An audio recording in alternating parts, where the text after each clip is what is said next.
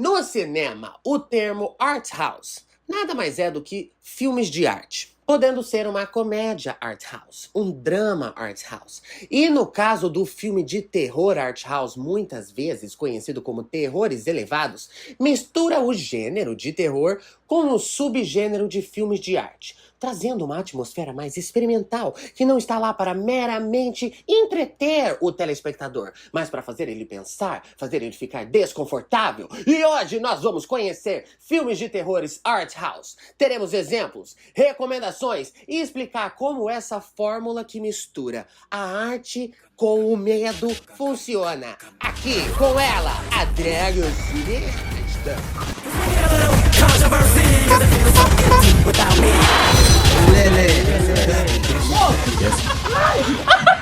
E aí, pessoal, meu nome é Lê, eu sou uma drag cineasta, mas que vocês sabem que é muito fã de filme de terror. E hoje a gente vai analisar um dos subgêneros de terror que mais está em alta e a gente tá vivendo agora nos anos 2020, dá pra se dizer que um novo auge do cinema de terror. E se você quiser saber mais sobre a história do cinema de terror, vai lá assistir o meu vídeo sobre a história do cinema de terror lá desde 1920 até agora. Porque vocês sabem que essa drag, além de cineasta, ela também é o quê? A sua professora. Então já deixa aí embaixo. Ela foi a minha professora, porque hoje nós vamos entender, analisar e reconhecer quais são os terrores art house. O terror art house nada mais é do que um subgênero dentro do gênero de terror e horror. Os subgêneros dá pra se dizer que são filmes que seguem temas ou histórias específicas ou fórmulas dentro daquele gênero. Então, por exemplo, dentro do terror existem vários subgêneros.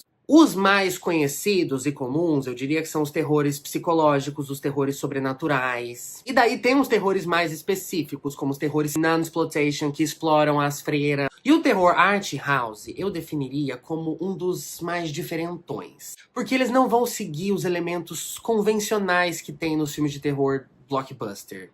No terror art house não vai te causar susto, não vai ter aqueles jumpscare.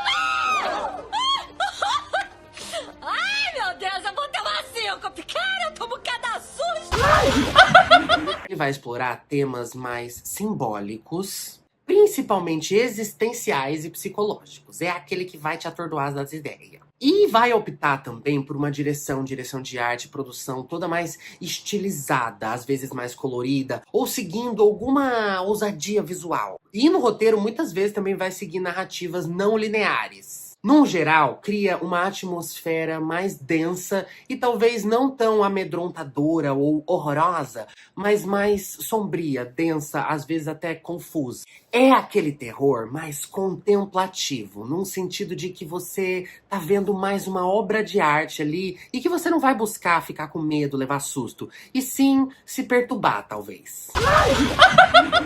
Ó, eu vou dar dois exemplos que se você é minimamente ali fã de filme de terror ou é cinéfilo, você já conhece. Mas Ari Aster e Lars von Trier são exemplos desses filmes art house. Por exemplo, em Anticristo, de 2009, de Lars von Trier, é um filme extremamente provocativo, que combina elementos de terror psicológico com explorações filosóficas sobre a culpa, a dor e a natureza humana. É um filme bem esquisito, um filme bem perturbador. Assim como Hereditário, de 2018, do Ari Aster, que é um drama familiar que se transforma gradualmente num terror psicológico, sobrenatural, bem bizarro. E explora temas familiares, como traumas, destino. E é um filme que tem uma atmosfera muito angustiante, que é uma coisa que eu diria que marca esses filmes de terror art house. Principalmente essa exploração de temas mais profundos e não ficar se escorando no terror através do susto, ou de criar aquele medo de fantasma ou de coisas sobrenaturais. Tá mais na perturbação, muitas vezes, humana. E vai ter também um estilo visual mais diferencial. Imagens, takes, enquadramentos mais poéticos. Coisas para criar uma atmosfera com maior tensão e que às vezes pode ser até uma atmosfera colorida ou meio irreal, fantasiosa, mas que tá lá para criar desconforto, estranheza. E tudo isso que são coisas mais experimentais, diferentonas, claramente fazem o filme ser menos convencional e também menos comercial. Geralmente esses terrores art house são filmes de baixo orçamento, que tem apelo mais pra cinéfilo, pra fã de filme de terror. Eu acho que A Bruxa, de 2015, também dá pra apontar como um terror art house. Também explora tensões familiares, religiosas, num ambiente completamente esquisível e desconfortável. E esse diretor, Robert Eggers, é também um outro bom exemplo de terror art house, com O Farol, de 2019, que é um filme em preto e branco, realmente mais experimental, com uma atmosfera extremamente claustrofóbica e uma narrativa intensa que mistura terror psicológico com elementos de folclore, nesse caso aqui marítimos, enfim, lá do Farol. E um outro exemplo que ficou famoso e talvez tentou ter um apelo comercial ou tentou ter um apelo do público foi Mãe, de 2017, com Jennifer Lawrence. Esse thriller psicológico foi um caos. Foi mal recebido, eu acho que pela crítica, pelo público, todo mundo ficou meio confuso. Eu achei o tipo de coisa exagerada que no fim das contas não conta muito nada. Então eu acho que talvez tenha se perdido em tentar ser art house, mas no fim das contas ficou só uma coisa meio esquisita, mas que eu aprecio. Eu achei um filme interessante de se assistir. Que aqui tem narrativas e estilos visuais completamente fora dos padrões cinematográficos de terror, de qualquer coisa. Tentando provocar reflexões sobre os humanos, mas eu acho que foi isso. Ficou mais na excesso de loucura. Então agora, vamos para uma lista rapidinha de terrores art house, um para cada streaming. Começando com um dos mais populares do subgênero nos últimos anos, Sob a Pele, de 2014, tem direção de Jonathan Glazer, que foi aí recentemente celebrado no Oscar por sua direção em Zona de Interesse. Protagonizado por Scarlett Johansson, uma bela mulher de cabelos pretos e lábios vermelhos seduz os homens solitários que encontra em seu caminho. E ninguém imagina que sob sua pele se esconde uma perigosa alienígena que pode acabar com vidas para cumprir os desejos da sua espécie. E Sob a Pele está disponível no Max e é sem dúvida um dos melhores exemplos dessa direção art house e experimental, e também trazendo um suspense bem esquisito e super interessante. Disponível no Apple TV, A Cela, de 2000, é um filme protagonizado por Jennifer Lopez. E dentro dos confins de uma fazenda abandonada, um assassino cruel e psicologicamente instável construiu A Cela, uma câmara para onde ele leva suas jovens e inocentes vítimas antes de dar início a um sádico ritual pós-morte com seus corpos. É, gata, babado! Um filme bem tenso e que só de ter a Jennifer Lopez já faz a gente querer assistir agora. Um filme super subestimado, com classificação 18 anos, super pesado, que fala sobre esquizofrenia, psicopatia, sadomasoquismo, surrealismo, enfim, babado, hein?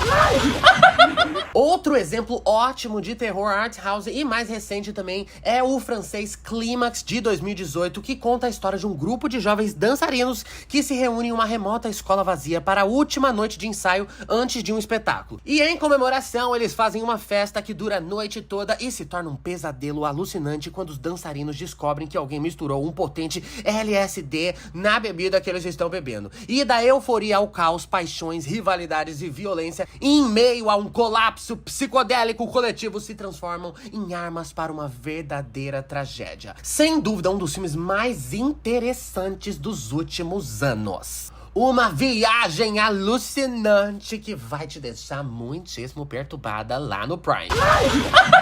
Do Globoplay, de 2018, A Casa que Jack Construiu é sem dúvida um dos terrores com crime thriller de 18 anos mais pesado dos últimos tempos. Dirigido por Lars von Trier, o arquiteto Jack mata uma mulher e este evento provoca um prazer inesperado nele, que passa a assassinar dezenas de pessoas ao longo de 12 anos. E devido ao descaso das autoridades e à indiferença dos habitantes locais, o criminoso não encontra dificuldade em planejar seus crimes, executá-los ao olhar de todos e guardar os cadáveres num grande frigorífico.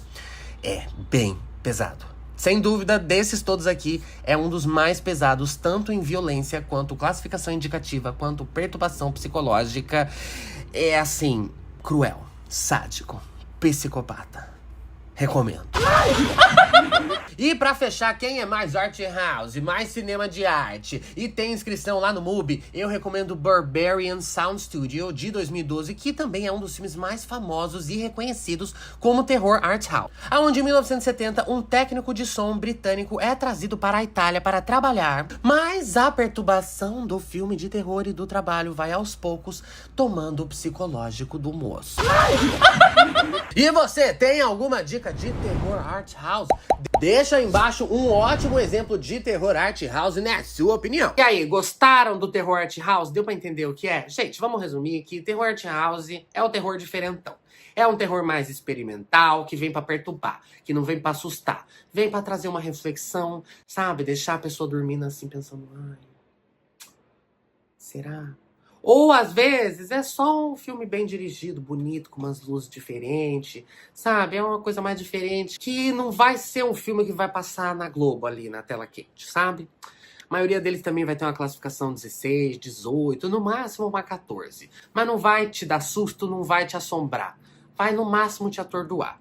E vocês, são atordoadinhas como ela? Então já fica por aí, vai fazer uma maratona de cinema, cultura pop e looks e perucas hidratadas, é lá no Instagram, tá? E já aproveita que você ficou até aqui, que você já se inscreveu, já vira membro do canal também. E me deixa aí embaixo outros subgêneros de terror que vocês querem entender melhor, que eu posso vir aqui explicar. Ou pode ser outros subgêneros de cinema também. E ó, não esquece, hein? Comenta aí embaixo. Ela foi a minha professora.